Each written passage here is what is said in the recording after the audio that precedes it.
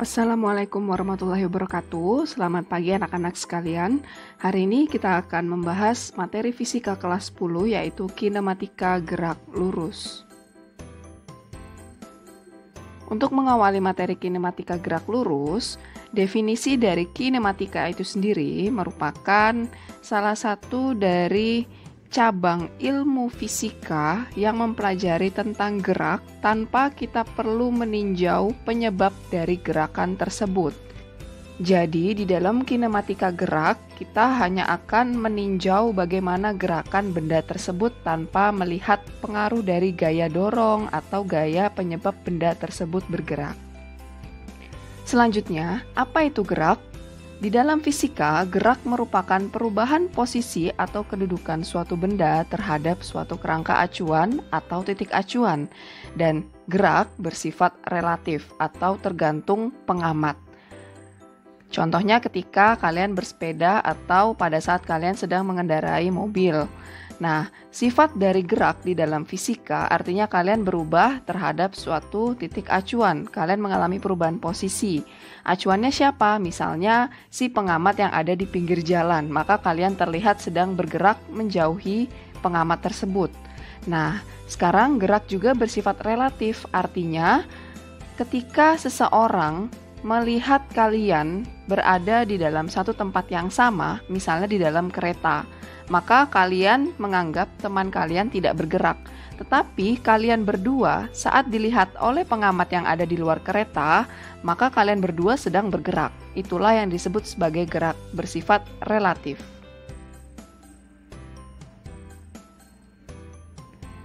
Berdasarkan lintasannya, gerakan dibedakan menjadi beberapa macam. Yang pertama, lintasan lurus disebut sebagai gerak lurus. Ada juga yang lintasannya melingkar disebut sebagai gerak melingkar. Ada juga lintasan yang berputar pada porosnya disebut sebagai gerak rotasi. Ada juga gerak yang berbentuk seperti lintasan parabola yang disebut sebagai gerak parabola. Nah, ini akan kita pelajari satu persatu di materi bab fisika kelas 10. Hari ini kita akan bahas tentang gerak lurus. Berikutnya, gerak lurus berdasarkan kecepatan dibedakan menjadi dua hal. Yang pertama ada gerak lurus beraturan, yang mana contoh dari GLB atau gerak lurus beraturan itu adalah pada saat kereta api bergerak di dalam lintasan yang lurus, maka kecepatannya bernilai konstan. Begitu juga mobil yang melaju dengan kecepatan konstan 60 km per jam di jalan tol. Sedangkan gerak lurus berubah beraturan atau disebut sebagai GLBB tentu memiliki kecepatan yang berubah-ubah. Nah, contohnya adalah peristiwa olahraga terjun payung yang mana semakin ke bawah semakin cepat. Begitu juga buah jatuh dari pohon dan juga ketika ada peristiwa balapan mobil atau balapan motor. Kemudian peristiwa ketika menghentikan kendaraan secara tiba-tiba. Hari ini kita akan bahas untuk khusus pada materi gerak lurus yang beraturan. Sebelum memasuki materi gerak lurus beraturan, maka kita akan kenalkan terlebih dahulu yang namanya besaran fisika di dalam gerak lurus. Yang pertama ada jarak dan perpindahan, kemudian kelajuan dan kecepatan, kemudian percepatan.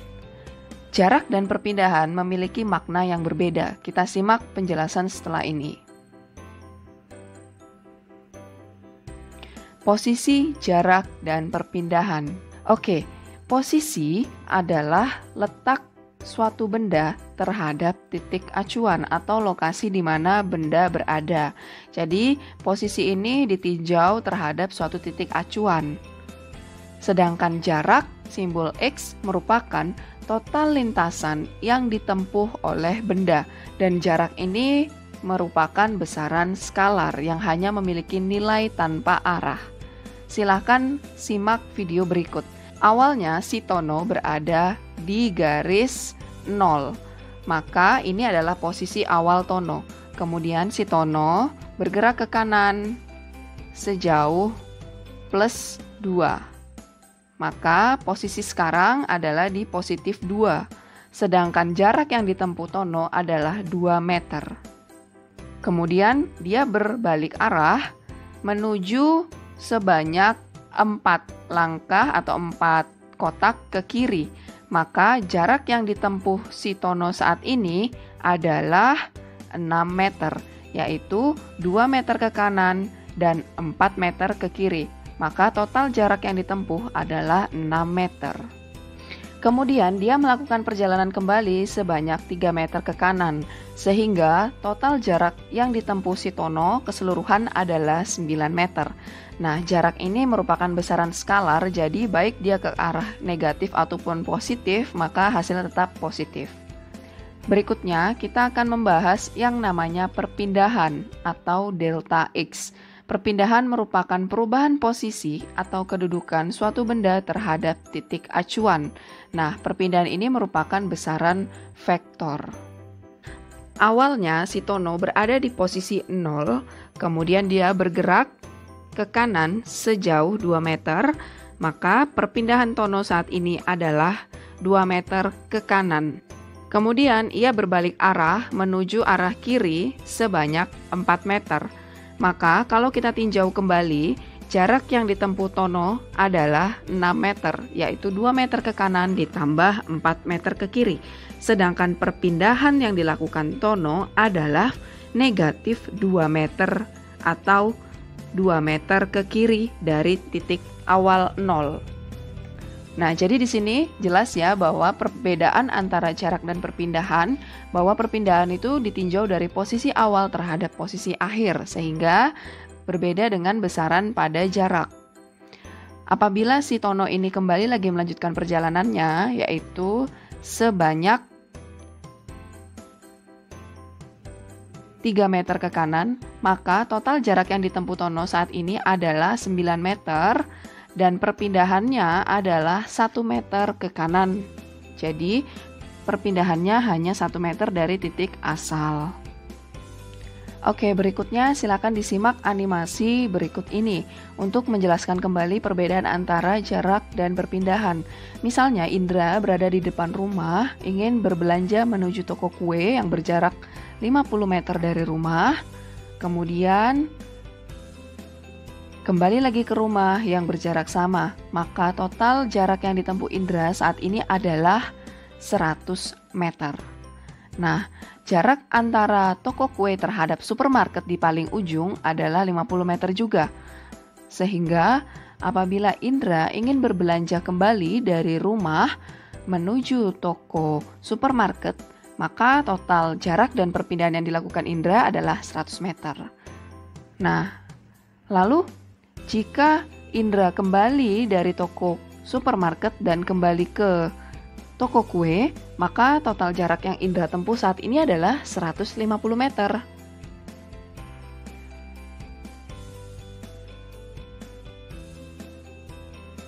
Perpindahan ini kita tinjau dari posisi awal, yaitu dari rumah hingga menuju posisi akhir, yaitu toko kue.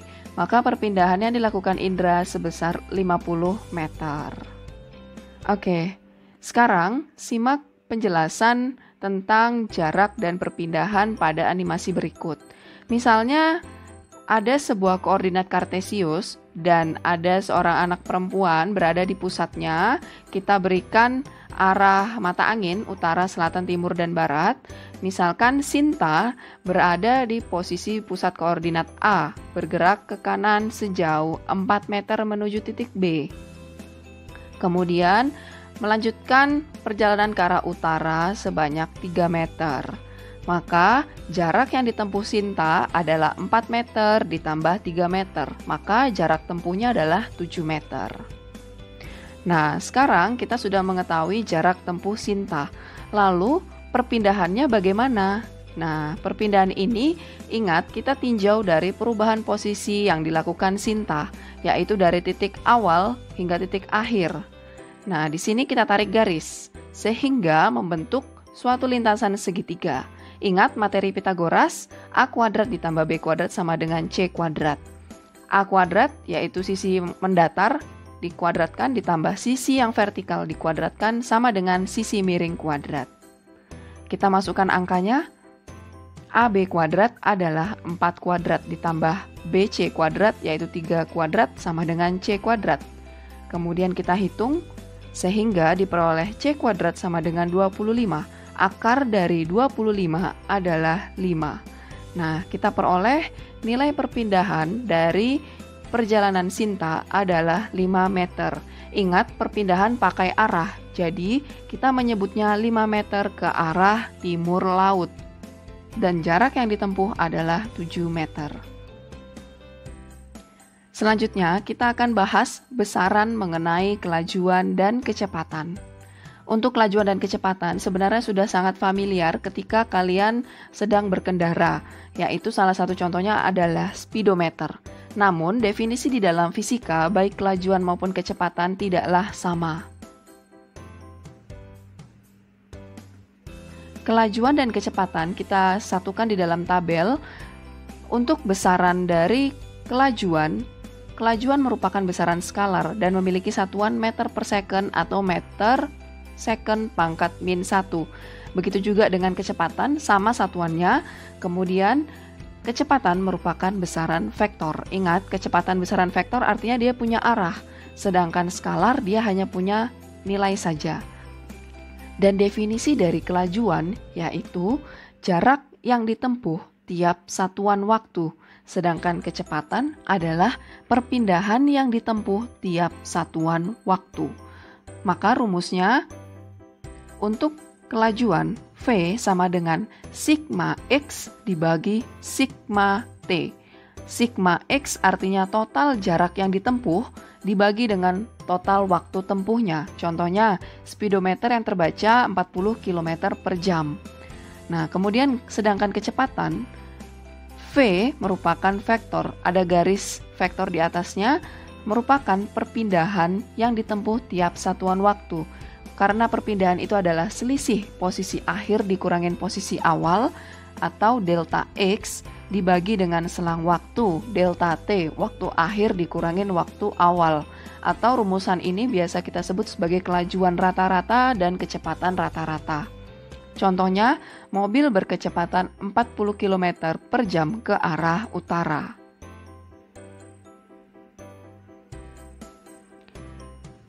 Yang keempat, percepatan. Ciri-ciri di dalam percepatan. Percepatan merupakan besaran vektor, sehingga punya nilai dan arah. Definisi dari percepatan merupakan perubahan kecepatan tiap satuan waktu. Satuannya adalah meter per second kuadrat atau meter second pangkat min 2. Jadi, tadi kita sudah bahas tentang kecepatan. Nah, apabila ada perubahan kecepatan tiap waktu, maka benda tersebut memiliki percepatan. Rumusnya A sama dengan delta V per delta T atau perubahan kecepatan dibagi dengan selang waktu. Contohnya, kendaraan yang menambah cepat kelajuannya. Misalnya peristiwa balapan mobil yang awalnya kecepatannya hanya 50 km per jam, kemudian dia menambah kecepatan menjadi 70 km per jam dan menambah lagi hingga 90 km per jam. Maka dia sedang melakukan percepatan atau menambah percepatan. Keterangannya, delta V adalah perubahan kecepatan, yaitu ada kecepatan akhir dikurangin dengan kecepatan awal, kemudian delta T adalah selang waktu.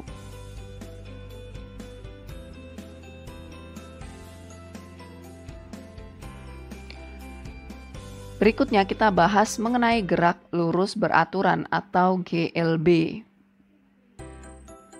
Gerak lurus beraturan atau disingkat sebagai GLB memiliki definisi yaitu gerak benda dengan lintasan yang lurus dan memiliki kecepatan setiap saat selalu tetap atau konstan.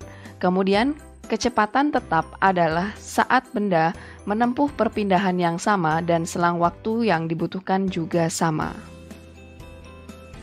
Kemudian untuk rumus dari GLB adalah kecepatan V sama dengan jarak dibagi waktu S per T, di mana V adalah kecepatan atau kelajuan yang memiliki satuan meter per second, Kemudian S adalah perpindahan atau jarak, meter. Kemudian T adalah waktu yang ditempuh dalam second atau S. Syarat dari gerak lurus beraturan adalah yang pertama, benda harus bergerak dalam lintasan yang lurus. Yang kedua, memiliki kecepatan yang selalu tetap atau konstan. Yang ketiga, karena memiliki kecepatan yang konstan sehingga benda tidak akan mengalami yang namanya percepatan atau A sama dengan 0. Oke, perhatikan animasi berikut untuk mengilustrasikan bagaimana gerakan lurus beraturan. Misalkan ada sebuah mobil berada pada titik awal 0 meter, bergerak dengan kelajuan konstan atau kecepatan konstan ke arah kanan sejauh 16 meter dan ditempuh dalam waktu 8 detik. Maka ketika kita penggal-penggal kecepatan di setiap jaraknya, yang pertama dari titik O sampai titik A, sejauh 4 meter ditempuh jarak 2 detik. Dari A sampai B sejauh 8 meter ditempuh juga dalam waktu 2 detik. Begitu juga sampai di titik C, selang waktu 2 detik sejauh 12 meter. Kemudian sampai di titik D, 2 detik kemudian sejauh 16 meter. Maka kesimpulannya dari sini setiap pergerakannya maka ditempuh sejauh 16 meter dalam waktu 8 detik. Dari sini tampak jelas bahwa setiap 2 detik perjalanan mobil tersebut ditempuh jarak sebesar 4 meter. Dari O sampai A 4 meter dalam waktu 2 detik. Dari A sampai B selisihnya juga 4 meter dalam waktu 2 detik. Begitu juga seterusnya.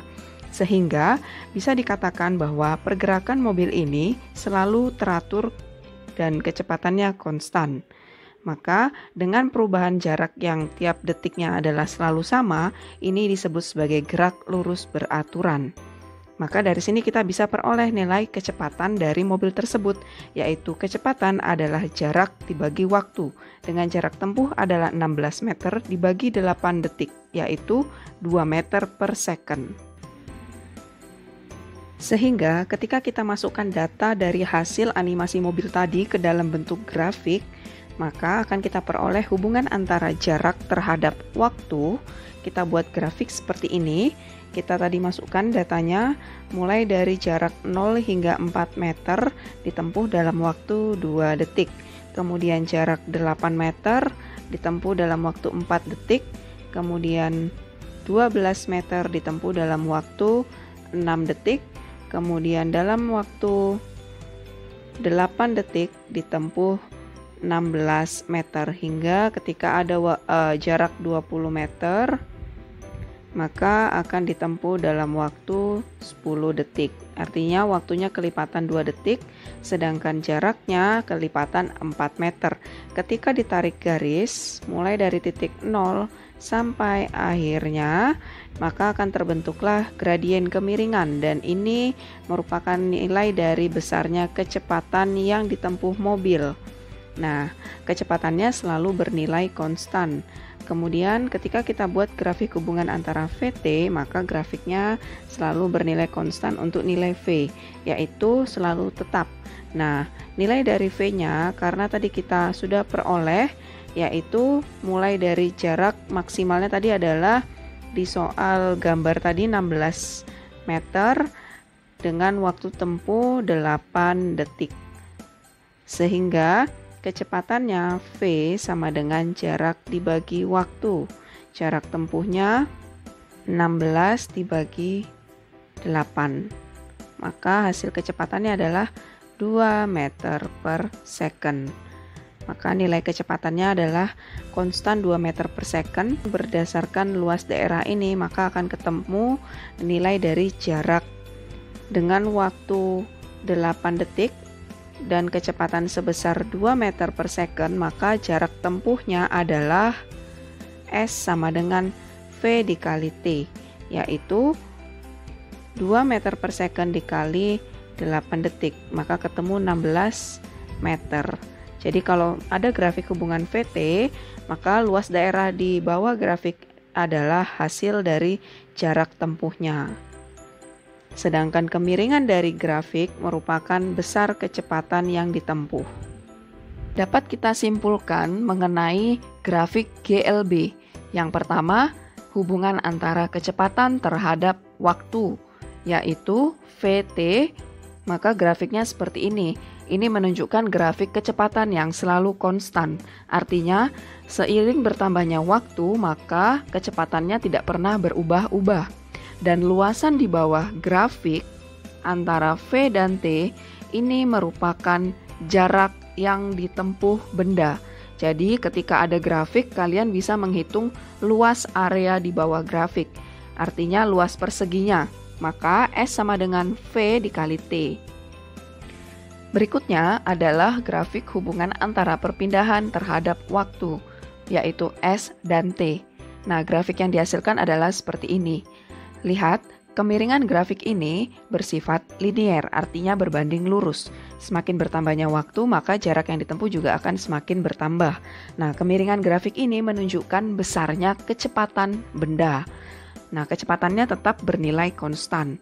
Misalkan ada dua buah grafik. Ini grafik A. Kemudian ada lagi grafik B, arahnya seperti ini. Maka dari sini Ibu punya pertanyaan, grafik manakah yang memiliki kecepatan paling besar? Jawabannya adalah grafik B. Kenapa bisa seperti itu? Karena misalnya kita ambil data untuk grafik A dalam waktu 10 detik. Dia bisa menempuh jarak sejauh 10 meter. Sedangkan grafik B dalam waktu yang lebih singkat, yaitu 2 detik, dia juga bisa menempuh jarak sebesar 10 meter. Artinya, dengan waktu yang lebih cepat, yaitu grafik B, dia sama-sama bisa menempuh 10 meter. Artinya, VB lebih besar dari A. Sehingga, kemiringan grafik ini menunjukkan besarnya kecepatan. Namun kecepatannya tetap bernilai konstan ya. Berikutnya grafik percepatan terhadap waktu, yaitu A dan T. Ingat, karena GLB tidak mengalami perubahan kecepatan, artinya dia tidak dipercepat ataupun tidak diperlambat, sehingga nilai percepatannya adalah 0. Oke, sekian pembahasan mengenai gerak lurus beraturan. Terima kasih.